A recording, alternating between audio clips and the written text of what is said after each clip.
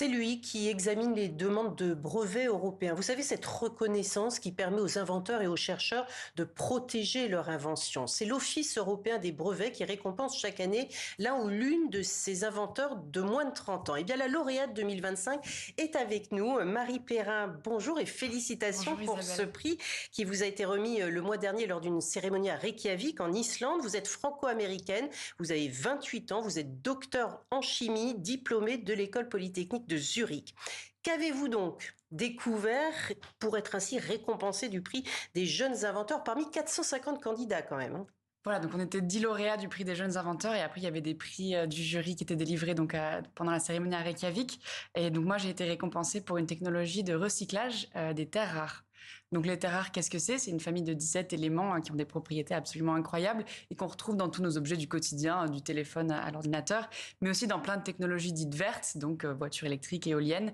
Et donc c'est des éléments qui sont considérés comme critiques parce qu'on en a besoin dans nos économies modernes, mais en même temps il y a des gros enjeux d'approvisionnement. C'est un marché qui est essentiellement dominé par la Chine en termes de production minière et de raffinage.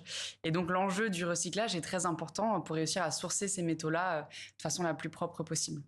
Et ça, c'est une invention. Ça n'existait pas avant. Recycler des terres rares, ça n'existait pas. Non, alors il faut savoir que les terres rares, l'enjeu principal, c'est de réussir à les séparer les unes des autres parce qu'elles ont des propriétés physico-chimiques très semblables.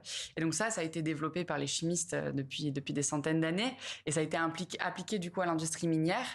Et maintenant, l'enjeu, c'est d'avoir des innovations qui permettent de cibler du coup nos déchets électroniques et qui puissent être robustes pour traiter ces déchets-là. Mais c'est des choses qui sont en train d'être faites. C'est donc une invention qui est directement destinée à protéger notre planète, en fait.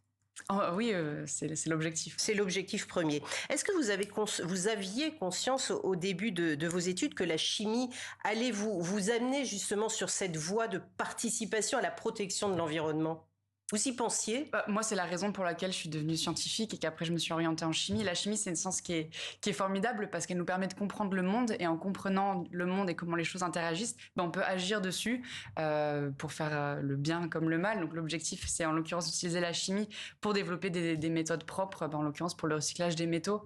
C'est extrêmement important. Est-ce qu'à un moment donné de vos recherches, vous avez douté comment fait-on? Moi, je me pose toujours, parce que j'imagine que c'est des années de recherche, même pour vous qui avez 28 ans. Comment faites-vous pour rester motivé, pour vous dire, je vais trouver quelque chose? C'est toujours la question que je me pose, moi.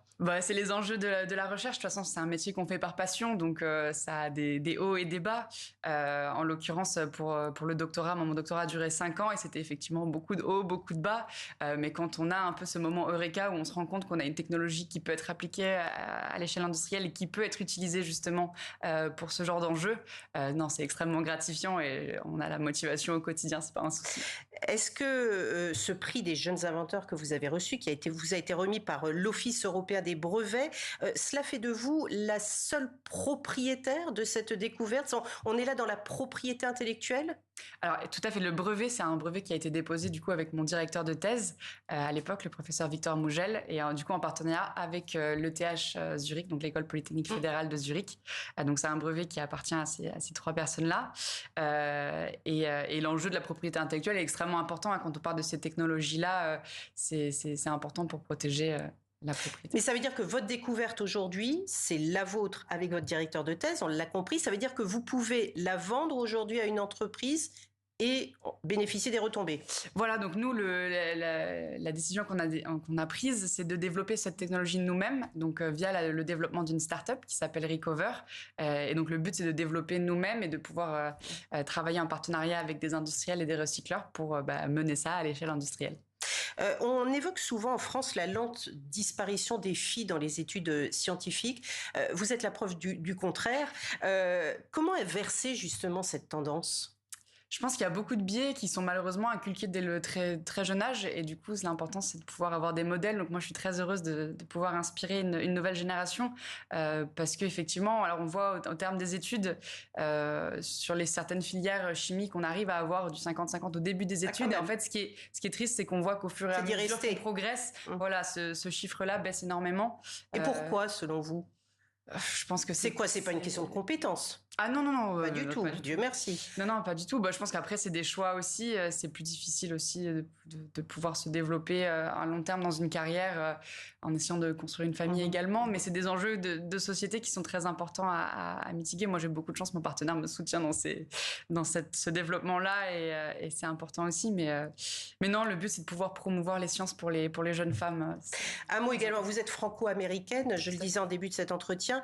Un mot également sur la menace que pèse l'administration Trump justement sur le travail scientifique et le travail de recherche. Est-ce que vous, durant ces derniers mois, vous l'avez directement ressenti ?